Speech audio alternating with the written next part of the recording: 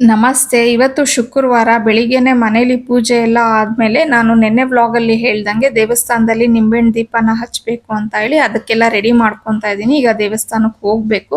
ಹಾಗೇನೇ ಇವತ್ತು ನನ್ನ ಬರ್ತ್ಡೇ ಇದೆ. ಆದರೆ ನಾನು ಯಾವುದೇ ಒಂದು ವ್ಲಾಗಲ್ಲಿ ನನ್ನ ಬರ್ತ್ಡೇ ಬಗ್ಗೆ ನಾನು ಎಲ್ಲೂ ಡೀಟೇಲ್ ಆಗಿ ಏನೂ ಹೇಳೇ ಇರಲಿಲ್ಲ. ಆದರೂ ತುಂಬ ಜನಕ್ಕೆ ನನ್ನ ಬರ್ತ್ಡೇ ಬಗ್ಗೆ ಗೊತ್ತಾಗಿದೆ. ಮೇ ಬಿ ನನ್ನ ಮಕ್ಕಳಿಬ್ರು ಇನ್ಸ್ಟಾಗ್ರಾಮ್ ಸ್ಟೋರಿ ಹಾಕಿದ್ರು, ಅದರಿಂದ ಗೊತ್ತಾಯ್ತೋ ಏನೋ ಗೊತ್ತಾಗಲಿಲ್ಲ ನನಗೆ. ನಿಜವಾಗ್ಲೂ ನಿಮ್ಮ ಈ ಪ್ರೀತಿ ವಿಶ್ವಾಸಕ್ಕೆ ನಾನು ಸದಾ ಚಿರಋಣಿಯಾಗಿ ಇರ್ತೀನಿ. ಯಾರೆಲ್ಲ ನನ್ನ ಬರ್ತ್ಡೇಗೆ ನನಗೆ ವಿಶಸ್ನ ಕಳಿಸಿದ್ದೀರಾ ಪ್ರತಿ ಒಬ್ಬರಿಗೂ thank you so much.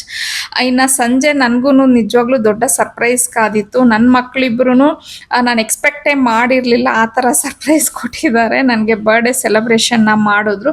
So ಅವ್ರ ಜೊತೆಗೆ ನನ್ನ ಫ್ಯಾಮಿಲಿ ಮೆಂಬರ್ಸ್ ಎಲ್ಲನೂ ಸೇರಿದ್ರು. ಇದರದ್ದು ಲಾಂಗ್ ವಿಡಿಯೋನ ನಾನು ನೆಕ್ಸ್ಟ್ ವೀಕಲ್ಲಿ ಪೋಸ್ಟ್ ಮಾಡ್ತೀನಿ. ಯಾಕಂದರೆ ಇದು ಅನ್ಎಕ್ಸ್ಪೆಕ್ಟೆಡ್ ಸೆಲೆಬ್ರೇಷನ್ ಅಂತಲೇ ಹೇಳ್ಬೋದು.